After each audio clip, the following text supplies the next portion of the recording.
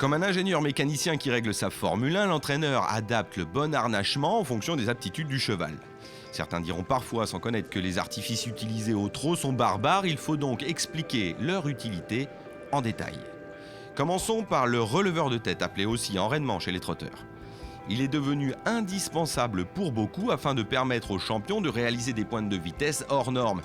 Et oui, les 50 km/h sont souvent dépassés en compétition et à cette vitesse, cela peut surprendre, mais tout est une question d'équilibre. La tête et l'encolure du cheval sont lourdes. L'enraînement est donc destiné à placer la tête à la bonne hauteur pour équilibrer l'avant-main par rapport à l'arrière-main. Cela permet plus de fluidité, plus de passage entre les jambes, mais aussi d'éviter les chocs entre antérieur et postérieur et donc éviter les fautes. Sur les 4x4, les 4 roues doivent être synchronisées pour être efficaces. Pour les trotteurs, c'est pareil. Traction pour les antérieurs, propulsion pour les postérieurs, l'enraînement permet la synchronisation des 4 membres en même temps. Mais comment ça marche ?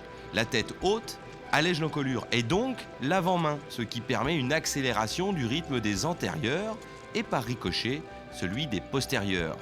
À ce moment-là, l'équilibre est parfait. Le releveur offre aussi un point d'appui au trotteur et limite ainsi la prise du galop. En effet, à cette vitesse, en cas de déséquilibre vers l'avant, le trotteur tomberait dans le galop pour éviter la chute. En résumé, la main du driver aidée par le releveur contrôle le port de tête et donc l'allure.